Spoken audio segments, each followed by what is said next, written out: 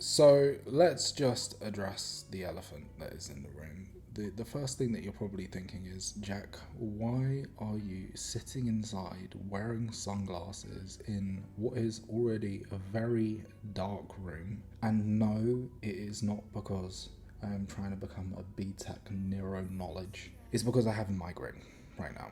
And despite it being 10 p.m. in the evening and me wanting to go to sleep, promised myself on Tuesdays and Thursdays that I would record YouTube content. So, irrespective of whether I feel sick or not, I am going to get the job done.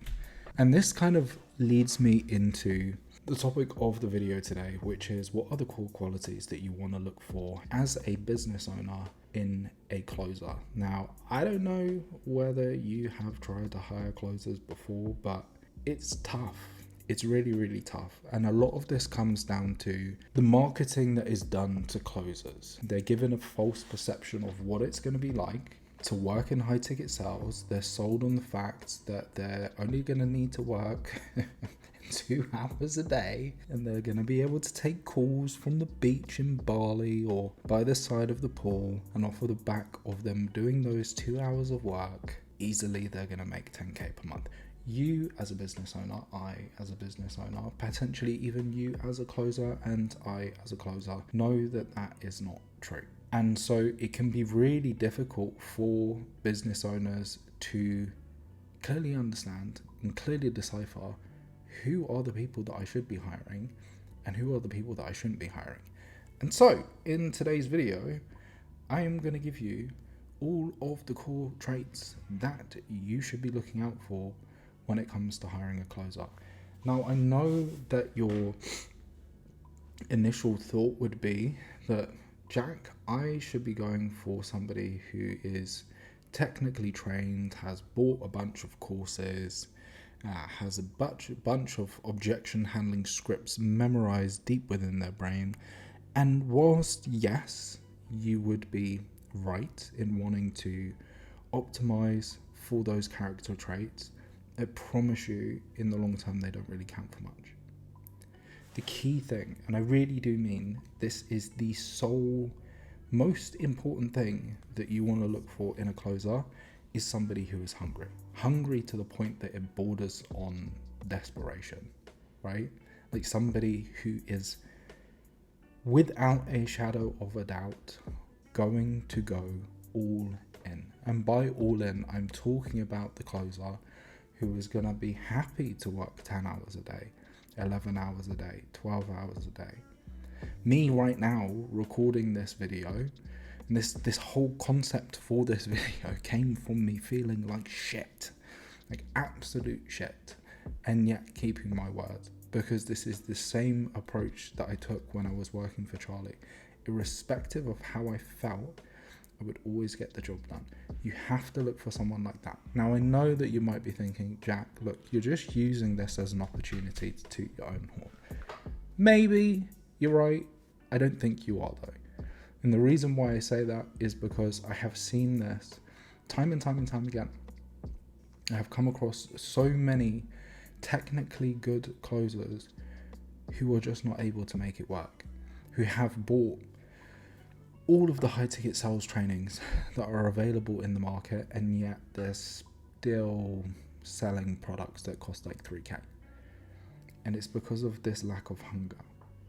They're not willing to push when times get difficult. They're not willing to push when they're in a drought. They're not willing to push and still get the job done even when the lead quality is poor. They're not willing to push and lead the team when the team's numbers are down or when the company is struggling. This one trait, I guarantee you, even if you hire somebody who, from a technical standpoint, is pretty basic, if they have insane, inordinate levels of hunger, they will make a fantastic closer. They really will. Now, this kind of leads me on to my second point. What else do you need to be looking for in a good closer? You need to look for somebody who has good emotional intelligence. If they don't have good emotional intelligence, if they don't have good social intelligence, if they don't know how to read a room, if they're not empathetic, if they can't pick up on social cues and your prospects' emotional states, they're really going to struggle when they jump onto these high ticket sales calls. And the reason why is because there's so much information that is communicated through subcontext, through facial expressions, through body language, through tonality. And if your closer clearly is a little bit inept when it comes to this type of stuff, they're going to lose a lot of deals when they don't need to. Now, that is not necessarily to say that you need to hire extroverts, because myself, I'm not really extroverted. I also wouldn't say that I'm introverted. I'm omniverted.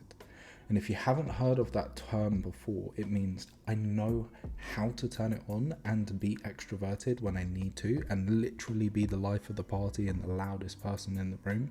But I don't particularly enjoy doing that. It's not my default state. My default state is actually just to be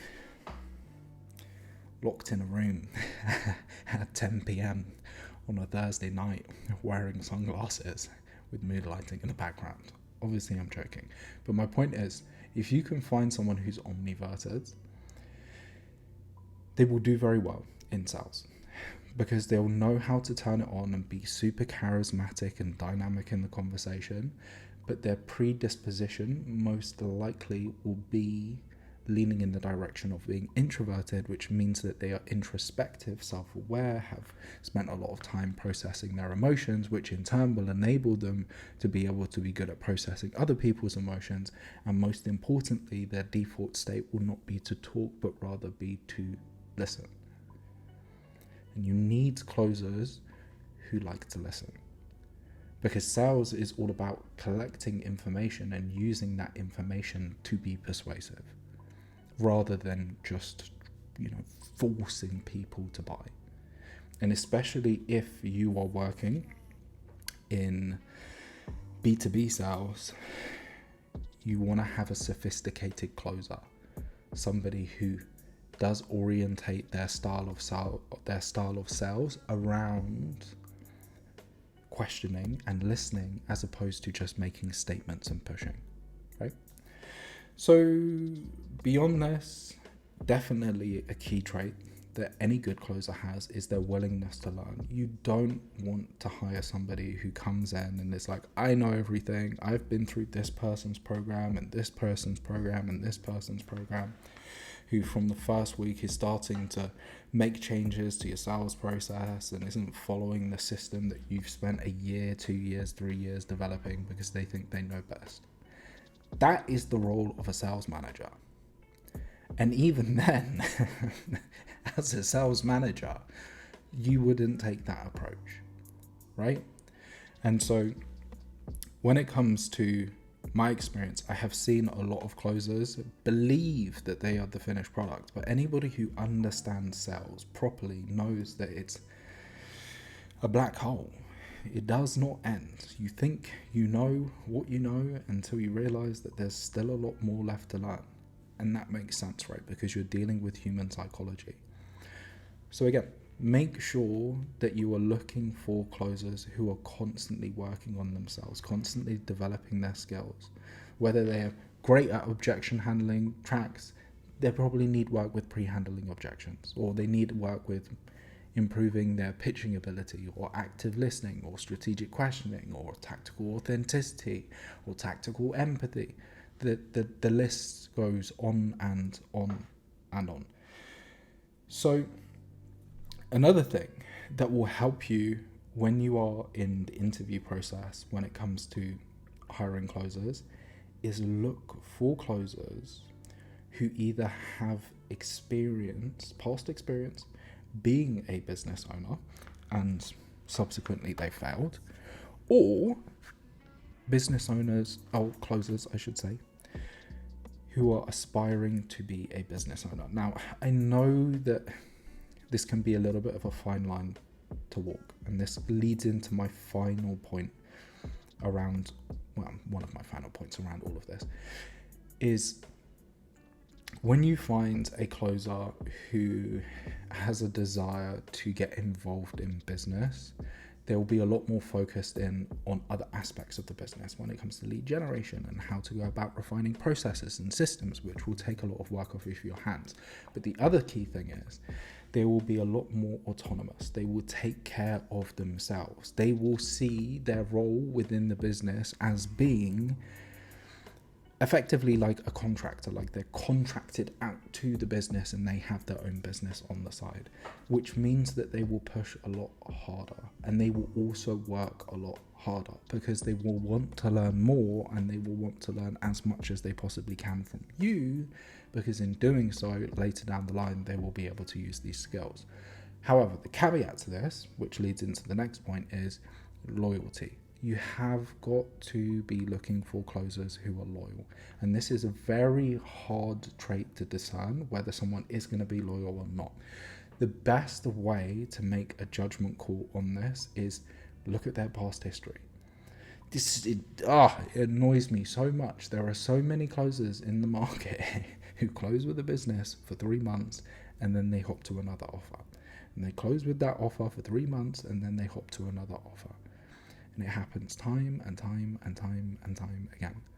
If you see that, that is one of the biggest red flags that you as a business owner can spot in a closer. I personally would not hire somebody like that unless they had very, very good excuses, or unless there was a very good reason why it was taking place and they just had a string of bad luck. But make sure that you're hiring someone that's loyal, because if you don't, you'll spend 3 months, 6 months, a year training up a closer, investing tens of thousands into them, whether that is actually investing into their development so they get access to courses, or just investing that money into ensuring that they have enough calls, only for them to leave you and then go and work on another offer. Now, there is a level of responsibility on your part to ensure that this doesn't happen. Make sure that the closers have always got sufficient calls, but just as importantly, make sure that there is a clear vision, that you have a clear vision for the company, that there is a clear company culture, and that they have a role within that company culture. Because if they don't, if they just feel like they're a cog in the machine, I promise you they will walk out the door. So I'm not going to continue this for too much longer because, as I've said, my head hurts a lot, but I do want to deliver some value to you. So I have 2 final points. Look for somebody who has a healthy level of competition. Okay, and when I say a healthy level of competition, I'm talking about somebody who wants to beat everybody on the team, like absolutely decimate them, but is still able to be their friends, get on well with them, want to see the team as a whole, the company as a whole succeed, even though they have a chip on their shoulder. To give you an example of this from my standpoint, and Charlie spoke about this at one of the masterminds, not super recently, but one of the masterminds, and he was telling everybody, he said, part of the reason why Jack was such a good closer for the company is because he was competitive. And if he wasn't at the top of the leaderboard, he would stop talking to all the other closers and just lock in until he made it happen, right? Now, obviously, even with that, this wasn't like a constant thing. I'm not going to lie, like, I'm not Kobe Bryant, right? Like, I'm not Kobe. I don't have that insane level of competitiveness, but you do want to have somebody who gets pissed off when they're not winning, but also has that side of themselves where they get pissed off when the team and the company as a whole is not winning, because then they will lift everybody up around them. What is it that they say? That a rising tide raises all boats. That's what you're looking for, okay?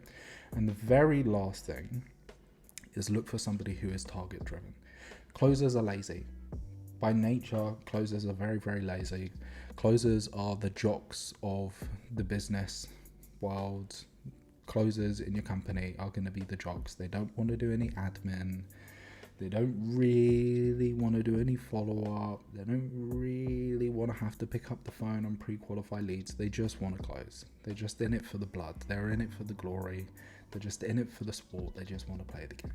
Okay, but a way that you can bypass this is by having crystal clear targets in place for them, because I promise you, every single closer who is a good closer is extremely goal orientated.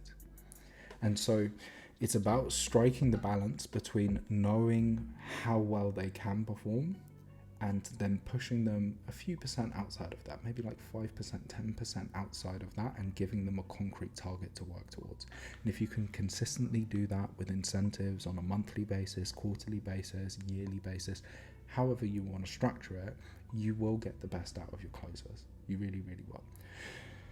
But with all of that said, I believe that was 7 different things that you can use if you're thinking about hiring a closer and you're not entirely sure what are the core traits that you want to be looking for. I mean, I'm not joking. Every single one of these things are imperative in my mind if you want to avoid the process of hiring, firing every 1 to 2 months because you're not finding the right person. In terms of interview questions, obviously ask about sales conversion rate, cash collected, previous companies they've worked for, revenue, calls, whatever it might be. But I hope you've got a ridiculous amount of value from this video. If you want to continue to get help with sales, drop me a follow, drop me a subscribe. If you don't, then obviously don't. If you liked the video, like the video. If you didn't like the video, have a good day.